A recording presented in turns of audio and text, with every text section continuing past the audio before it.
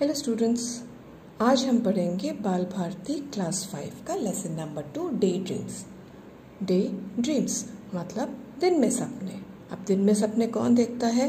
दिन में सपने वही देखता है जिसके पास कोई काम नहीं हो, जो बेकार हो। तो ये स्टोरी उसी बात पे बेस्ड है।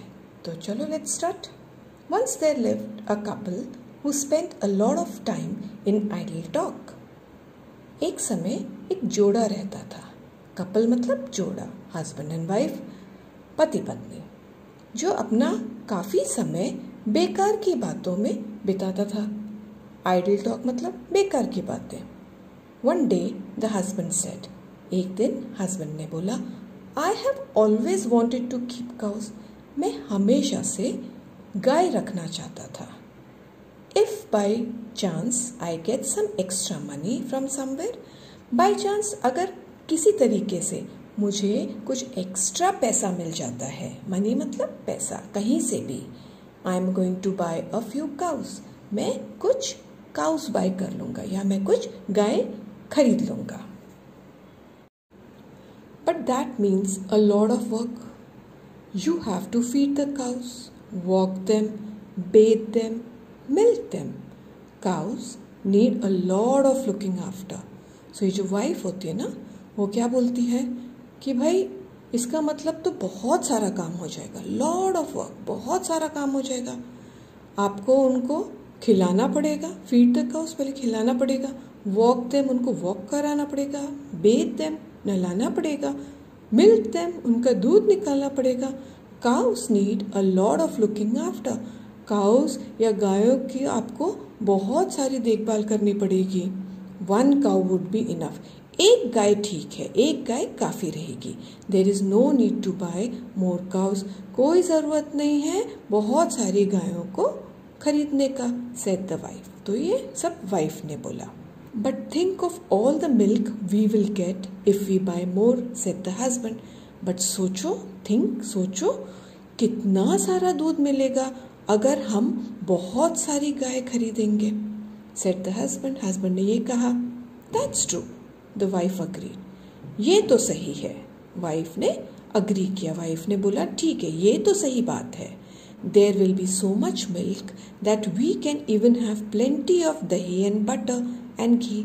आपको मालूम है ना, दूध से दही, बटर और घी उसके बाय प्रोडक्ट्स होते हैं, उसी से बनते हैं।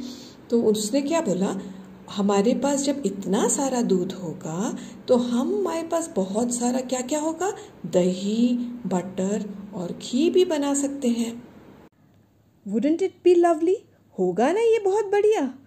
How lucky that I have all these earthen pots kept aside. कितनी लकी बात है, और या कितनी अच्छी बात है कि मेरे पास ये सारे मिट्टी के जो मटके हैं वो साइड में ऑलरेडी रखे हुए हैं, साइड में रखे हुए हैं। आई will use one of the pots for milk, one for दही एंड वन फॉर बटर। मैं उसमें से एक मटका मिल्क के लिए यूज़ करूँगी, एक दही के लिए और एक बटर के लिए। तो उसके पास 3 मटके। The ghee I will put in another jar. जो घी होगा उसको मैं क्या करूँगी, एक अलग से जार में, अलग से बर्तन में रख दूँगी। And I will use this remaining pot to send milk to my sister. अब उसके पास एक और बर्तन बच गया, एक और मिट्टी का बर्तन बच गया। तो उसने बोला कि अभी ये मेरे पास जो बर्तन बचा हुआ है इसमें मैं दूध अपने सिस्टर को भेज दूंगी। Send milk to your sister? Who said you would send milk to your sister? अब हस्बैंड को भी गुस्सा आ गया। उसने बोला, अपनी सिस्टर को तुम दूध भेजोगी? ये तुमसे किसने कह दिया? Who said? किसने कहा कि तुम ये दूध अपनी सिस्टर को भेजोगे? There will be plenty of milk if we have so many cows. Why shouldn't I send it to my sister? अभी वाइफ क्या बोलती है, अरे हमारे पास तो बहुत सारा दूध होगा, plenty of milk मतलब बहुत सारा दूध होगा। अगर हमारे पास इतनी सारी गाय होंगी तो हमारे पास तो बहुत सारा दूध होगा। Why shouldn't I send it to my sister? मैं अपनी सिस्टर को क्यों ना भेजूं? Because we are going to sell it in the market. अब हस्बैंड क्या बोलता है, क्योंकि हम उस दूध को कहाँ बेचने वाले हैं, हम जाके मार्केट में बेचने वाले। That's why, इसीलिए।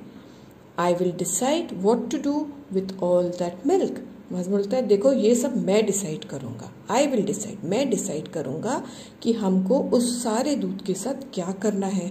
And not a drop of it goes to your sister, remember. और याद रखो, रिमेंबर, याद रखो, नॉट इवन अ ड्रॉप, इसका एक बूंद भी तुम्हारी सिस्टर को नहीं जाएगा। I will see how you can stop me from sending a pot full of milk to my dear sister. तो अभी उस वाइफ को भी बहुत गुस्सा आ जाता है। वो बोलती है मैं भी देखती हूँ आप मुझे कैसे स्टॉप करते हो, आप मुझे कैसे रोकते हो मेरी प्रिय बहन के यहाँ पे एक मटका दूध भेजने से। I do all the hard work running after the cows, so naturally I will decide what happens to the milk.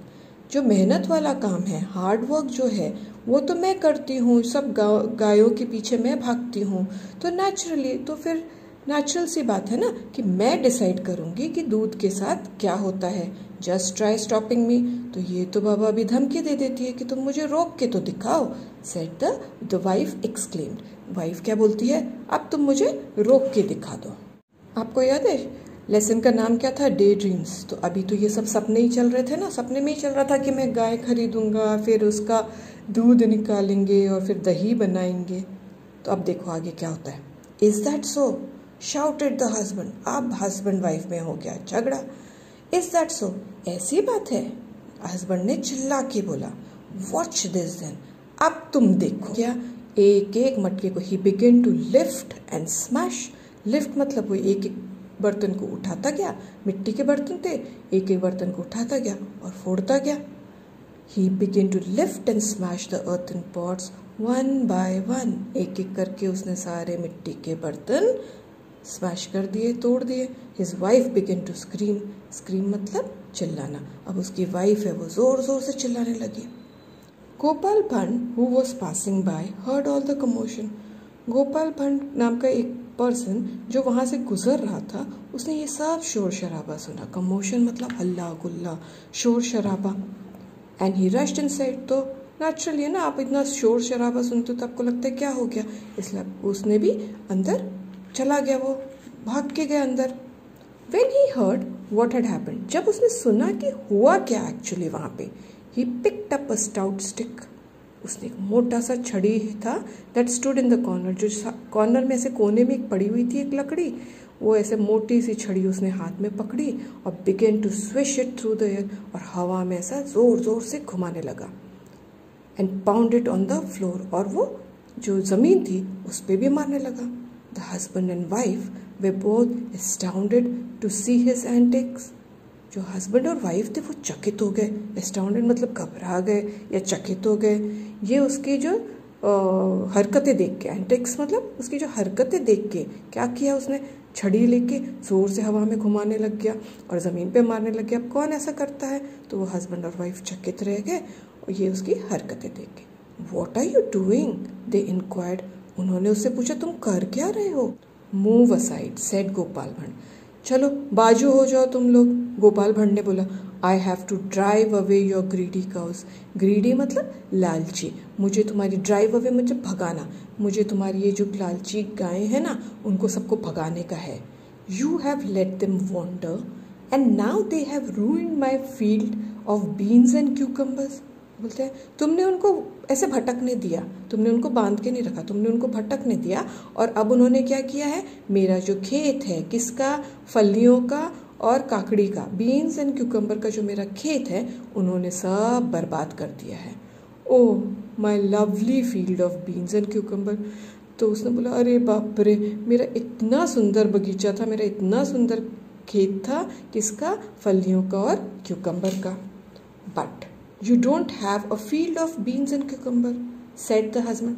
तो हस्बैंड ने बोला अरे तुम्हारे पास किधर है खेत, तुम्हारे पास किधर है फील्ड बीन्स और क्यूकम्बर का।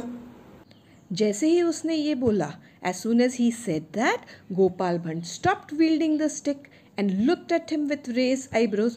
उसने अपनी छड़ी घुमाना बंद कर दिया और अपनी भौहें बढ़ा चढ़ा के उनकी तरफ देखने लगा। The husband and wife understood what he was trying to tell them. अब जो husband wife थे उनके समझ में आ गया, understood, उनके समझ में आ गया वो क्या कहना चाह रहा था। क्या कहना चाह रहा था कि भाई जैसे मेरे पास बीन्स और क्यूकम्बर की खेती नहीं है, वैसे तुम्हारे पास गाय किधर है? Can you tell what he wanted to say? I am sure आप लोगों को अभी समझ में आ गया है वो क्या कहना चाहता था। अगर आपको ये स्टोरी पसंद आई है तो लाइक एंड सब्सक्राइब करें और मुझे ये भी बताएं कि आपको और कौन सी स्टोरी है जिसको आप चाहते हैं कि मैं उसको हिंदी में ट्रांसलेट करूं। Okay, thank you very much.